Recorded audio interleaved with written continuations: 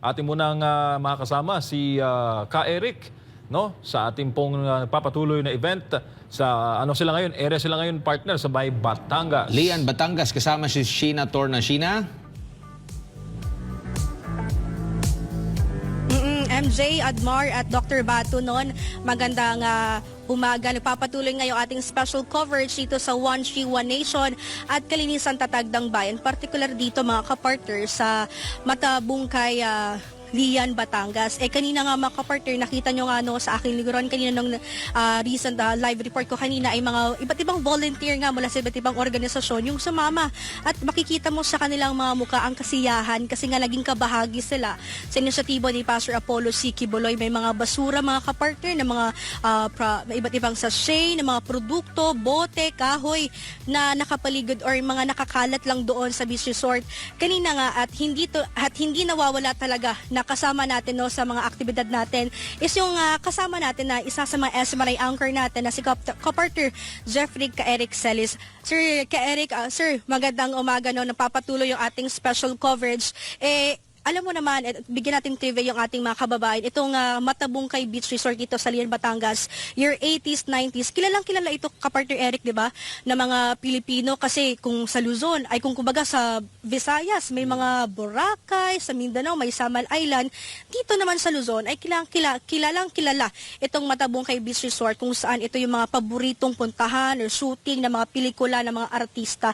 Sir, gaano ka-importante na napapanatili natin yung ganda ng mga tourist destination natin, particular dito sa Batangas? Gaano ka-importante yun, sir? Napakahalaga po ang inisyatiba ni Pastor Kibuloy ng Kingdom of Jesus Christ Ministry at ng SMNI, kasama po ang pag-mobilize ng iba't ibang sektor na mapanatili po ang mga kalinisan ng kapaligiran, ng kalikasan, sapagkat ang pundasyon ng isang sustainable tourism industry ay ang malinis na kapaligiran.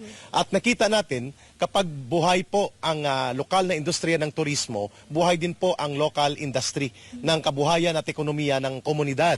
At napakasigla po ng nakita nating kabuhayan at mga resources na nabubuo dahil masigla ang turismo, dahil tuloy-tuloy po ang panawagan ng komunidad mismo nila Barangay Captain kanina, ng former mayor na naging kasama natin kanina, si Sir Mayor Andy, na galing pa Albay at dito na siya namalagi, ay nakita nila ang kahalagaan na ang taong bayan ay bangig bahagi ng tuloy-tuloy na paglilinis sa kapaligiran. Walang magandang turismo na magiging sustainable kung walang maayos at malinis na kapaligiran. Kaya timely napapanahon po ang panawagan ni Pastor ng One Tree, One Nation at Kalinisan Tatag ng Bayan. Kaya gaano din ka-importante yung community participation?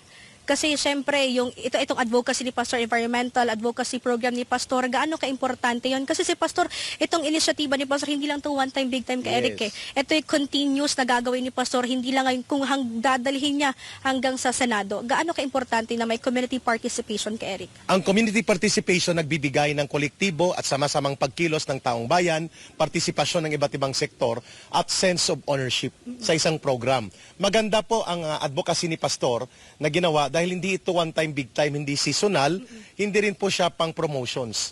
Kung hindi isa siyang advocacy na may partisipasyon, people-centered. At ang community mobilization o ang sama-samang pagkilos ng mamamayan ang magpapasiguro na magiging tuloy-tuloy, magiging epektibo at magiging makabuluhan into an integrated program na i-adapt ng komunidad ang kabuluhan at kahalagahan ng isang programa ng pagtatanim ng punong kahoy, paglilinis ng mga ilog at kadagatan at pagiging responsable na huwag kumalat ang mga basura. Ang kamulatan ay nagmumula sa isang participatory program kagaya ng ginagawa ni Pastor at ng SMNI at ng KOGC. Itong One Tree, One Nation at itong Kalinisan Tatag ng Bayan has now or have now become being part of a community mobilization nationwide. Napakahalaga po at timely ang ganitong inisyatiba. Kasi ang number one talaga ni Pastor is himukin yung lahat ng mga Pilipino, iba't ibang mga relihiyon, iba't ibang estado ng buhay na magtulong-tulong sa pangangalaga sa kalikasan. And nakita mo ka Eric, ang dami na nating mga lugar na pinuntahan, na nilinis, nagtanim tayo ng mga punong kahoy, hindi lang dito sa Luzon, kundi sa iba't ibang bahagi ng bansa, na iniwan natin na malinis at iniwan natin na alam natin na sa susunod na mga taon lalago at lalago yung mga itinanim natin na punong kahoy. Yes, tama po kasi nai-involve ni Pastor Kibuloy at ng KOGC at ng SMNI ang tinatawag nating volunteerismo. Nanggaling mismo sa mga leader ng komunidad, leader ng barangay, at ng mga mamamayan.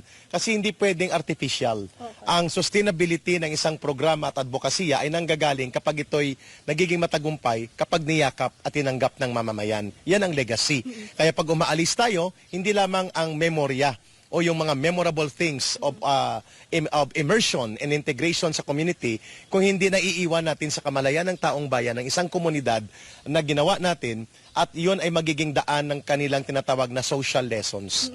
Magiging aral sa kanilang pang-araw-araw na buhay na kailangan sila ang tagapangalaga ng sariling komunidad at ng kalikasan nila para mas lalong lumago ang kabuhayan at kapaligiran sa kapakinabangan mismo ng kanilang komunidad at ng mamamayan.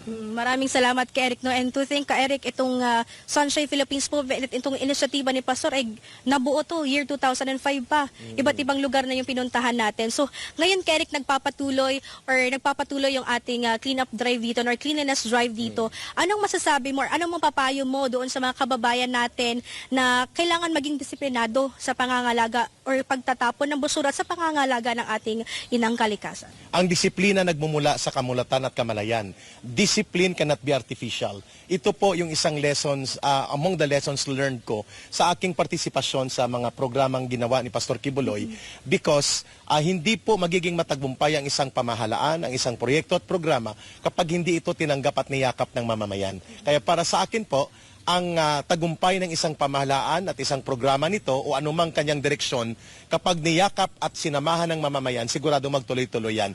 Yan ang dahilan kung bakit more than 20 years ago, sinimula ni Pastor Kibuloy ang Sunshine Philippines Movement. Ngayon ay lumalaganap at lumalago bilang isang way of life at isang pamamaraan ng patriotikong partisipasyon ng mamamayan, hindi lamang sa mga pangpolitikang gawain, kundi sa panggawaing panglipunan at pangkomunidad. Okay, maraming salamat kay Eric. Ayan, narinig yung mga kapartner, no, yung mga mensahe ni kay Eric at pagpapasalamat yun, no, sa naging inisyatibo ni Pastor Apollo C. Kibuloy dito nga sa ating One Tree, One Nation at Kalinisan Tatag ng Bayan, particular dito sa Matabungkay, sa Lian, Batangas. So balik muna sa inyo mga kapartner. Maraming salamat, Sheena Torno, live mula dyan sa Lian, Batangas.